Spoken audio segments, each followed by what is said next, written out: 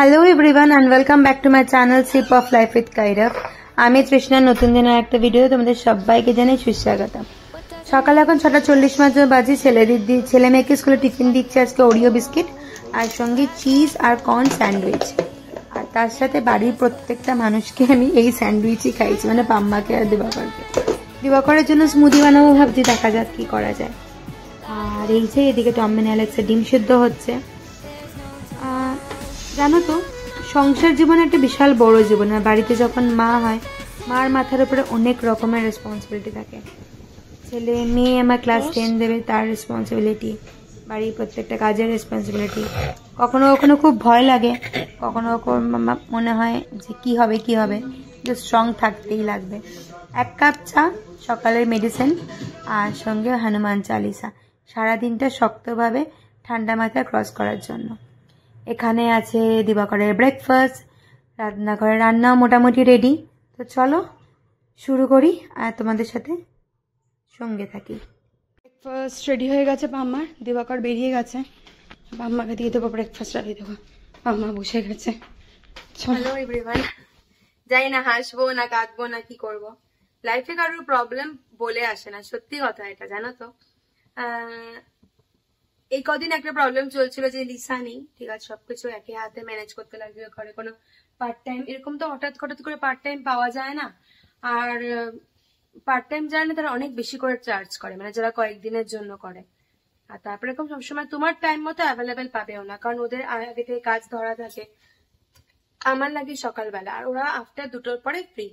2টোর পরে আমার বাড়িতে কেউ থাকে না, মানে কেউই থাকে না বলতে গেলে। তো এটা একটা কথা। তার উপরে বড় একটা কথা, বাবাইয়ের আমার ফেব্রুয়ারিতে পরীক্ষা।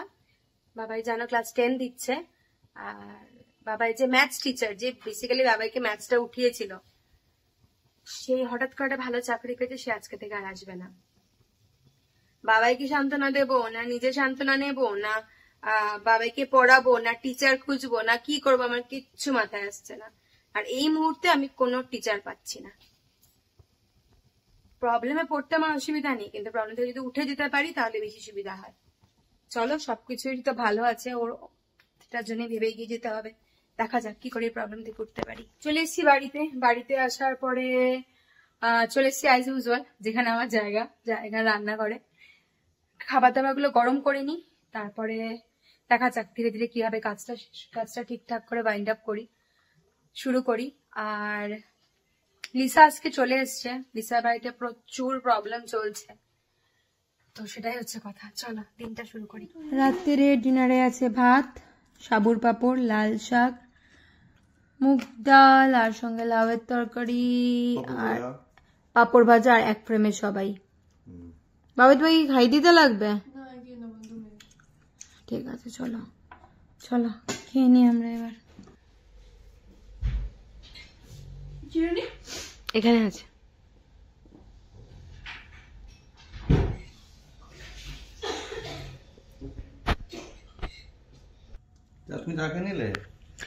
দেবু তোমার জন্য কতক্ষণ বসে থাকবো দেবু? ইনি খেলে এলেন, অফিসের টুর্নামেন্ট, তাই খেলে এলেন।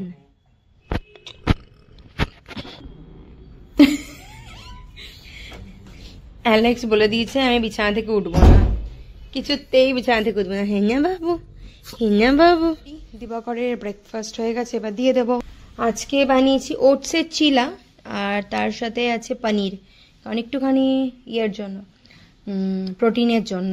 হচ্ছে ডাল হচ্ছে এখানে। আর এখানে সকালবেলা পাম্মার ব্রেকফাস্ট হয়ে গেছে। পাম্মার বানিয়েছি পিনাট বাটার উইথ ব্রেড, আর তার সঙ্গে আছে তোমার কলা। তো এটা একটুখানি গরম করে পাম্মাকেও দিয়ে দেবো।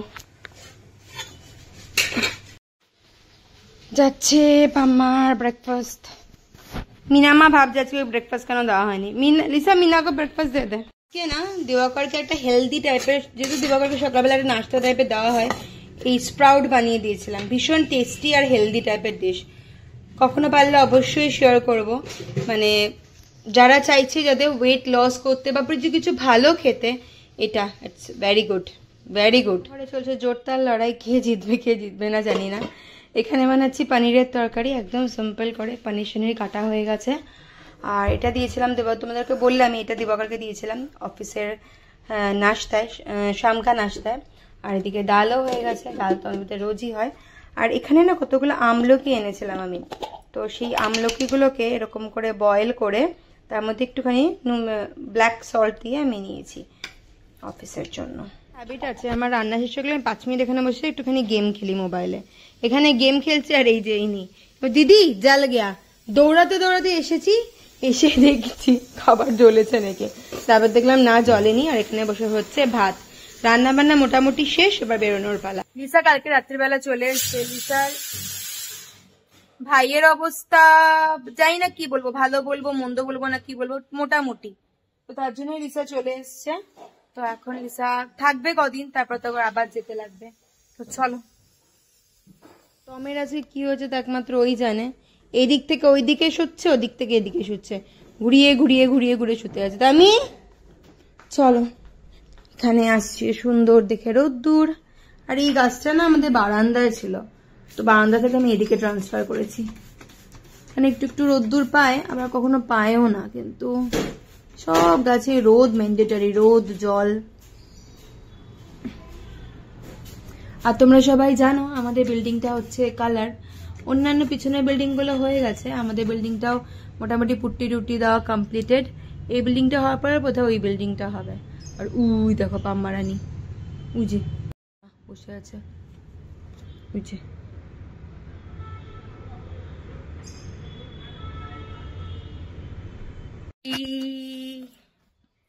বয়স্ক মানুষদের কিছু বোঝানো। আসলে ঠান্ডা পড়েছে তো পাম্মার খুব ঠান্ডা লাগে, সারাটা শরীরে খুব ঠান্ডা লাগে করতে থাকে। তো আমি তখন বলেছি পাম্মাকে, ঠিক আছে তোমার যখন ঠান্ডা লাগে একটা কাজ করো, তুমি সকালবেলা এই ঘরটাতে না বেশ ভালো রোদ্দুর আছে, মানে ধরো এই সকাল 7টা থেকে 8টা, 8:30, 9টা, 9:30 অব্দি সকালবেলা রোদ্দুরটা ভিটামিন ডিও যার জন্য পাওয়া যায়। আমি তুমি সকালবেলা এখানটাতে বসবে, ঠিক এখন রোদ্দুরটা চলে গেছে, এখন এসে বসেছে আর বলবে আমার ঠান্ডা লাগছে। একটু ঠান্ডা তো আমাদের এখানেও পড়েছে। আজকে ভাবছি কম্বলগুলো বের করে দেবো, কারণ কম্বলগুলো বের করে নিলে অনেকটা লাভ হবে আমাদের। তো চলো এখন সম্বলগুলো বার করে নি, আর পারলে একটা দুটো সোয়েটারও বার করতে হবে। আর এটাই একটা কথা, চলো করে নি। আমার জন্য একটা লাগে, আমার জন্য লাগে হলো কি একটা চাদর না মাফলার তো আমার কাছে নেই, চাদরটা বার করতে হবে। दोनों नॉटी बेबी करते हैं पॉटी, यहाँ भी खोला उधर भी खोला।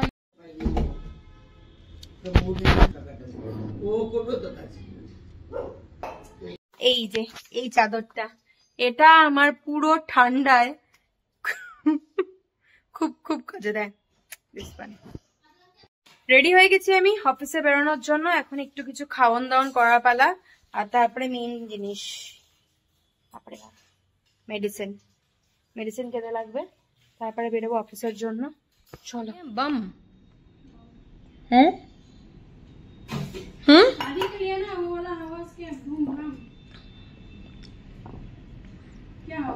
तुझे क्या लगा? अभी तो कुछ नहीं बोलेगी, और बम नहीं था, बंदा सो गया था, जैसे तू सो जाती है। একটা অদ্ভুত কাণ্ড হয়েছিল। लिसा तुझे कुछ आवाज आया था कल रात को? नहीं आया था? Did you listen any kind of sound at night? Yesterday night? No. সবাই কুম্ভকর্ণের বংশ আমার বাড়িতে। কালকে রাত্রির এই আমাদের অপোজিট ফ্ল্যাটের যে ছেলেটা থাকে না, ও ছেলেটা এমন ঘুমিয়েছে, ওদের বাড়ির লোকেরা কন্টিনিউয়াস অ্যারাউন্ড 30 মিনিটসের উপরে ধরে কলিং বেল বাজিয়েছে, দরজা ধাক্কিয়েছে, মোবাইলে কল করেছে, কিছুতেই ও ওঠেনি। তারপরে বেচারা আমার একটার সময় দেখে ওদের বাজেই লাগছিল, কারণ ঠান্ডা রাত্রির তো সবাই ঘরে ঘুমিয়ে পড়লে আর উঠতে চায় না। তারপরে যখন উঠেছে না, তখন বাজে রাত্রি 12টা 20। আমি একটুখানি গিয়ে দেখছিলাম, দাদা কিছু লাগে তো বলুন, কিছুতে তো হেল্প করার নেই। তো তারপরে লোকটা যখন উঠে বেরোলো, তো তখন আমি বললাম ভাই এরকম আর ঘুমোস না। ও হাসছে। আর আমার না আজকে সকাল থেকে এখানে কিছুটা ব্যথা করছে, মনে হচ্ছে এখানে একটা আঞ্জনি উঠবে এরকম অবস্থা। তো চলো আজকে ভিডিওটা এখানেই শেষ করছি, কালকে থেকে শুরু হয়েছে। দেখা হচ্ছে খুব জলদি একটা ঝকঝকে টকটকে নতুন ভিডিও। গুড নাইট সবাইকে, ভালো থেকো, সুস্থ থেকো, নিজের যত্ন নিও আর অন্যেরও ভালো। Bye bye.